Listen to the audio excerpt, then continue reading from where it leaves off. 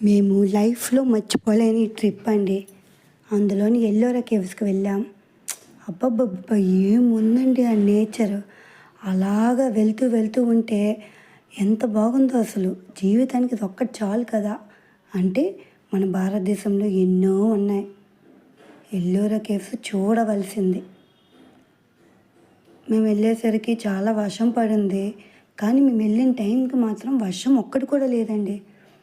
అలా పచ్చని చెట్లు, ఆ నేచర్, ఆ వాటర్ ఫాల్స్ వర్ణనీయత లేనివండి. చాలా బాగుంది. అలా అలా నడుచుకుంటూ వెళ్తే ఎంత బాగుందో చూసారా, ఎంత బాగుందో. ఎంతమంది జనాలు ఉన్నారండి ఆ రోజు. రోజు ఇలానే ఉంటారంట.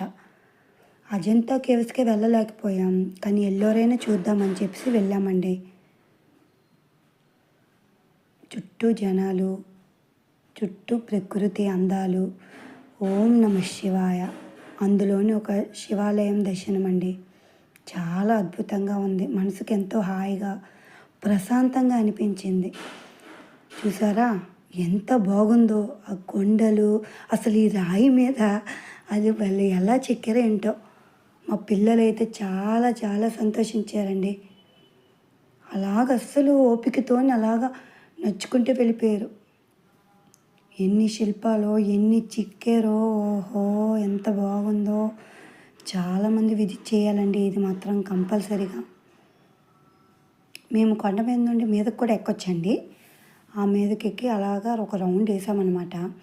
అప్పుడు దాని మీద ఉన్న శిల్పాలు, అవి చెక్కే విధానం చూస్తుంటే అప్పుడంతా అంత ఆర్కిటెక్చర్స్ ఉన్నారా అని అనిపించిందండి. కాకపోతే ఈ యుద్ధాల వలన అనుకుంటా చాలా వరకు బొమ్మలు డ్యామేజ్ అయిపోయాయి. ఏనుగులు అన్నీ డ్యామేజ్ అయిపోయాయి. అది ఉండుంటే చాలా బాగున్నాం.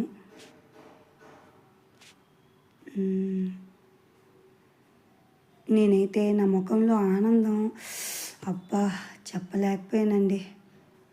ఇతను చూసారా, లైవ్లో పెయింట్ వేస్తున్నారు. ఎక్కడి నుండి వచ్చారో కానీ చాలా బాగా వేశారండి. ఇద్దరు వేశారు. చాలా చాలా అద్భుతంగా వేశారు. మన భారతదేశంలో ఇలాంటి కళాకారులు చాలామంది ఉన్నారు కదండి. చూడండి ఎంత అందంగా ఉందో. అలా నడుస్తూ ఉంటే నడవాలనిపిస్తూనే ఉంది. అస్సలు ఓపిక తగ్గలేదండి ఎక్కడ కూడా. ఇంత అందాన్ని, ఇది మనసుకి ఎంత హాయిగా ఉందంటే చాలా బాగుంది. ప్రశాంతంగా జీవితంలో ఒకసారైనా వెళ్ళాల్సిన చోటండి ఇది.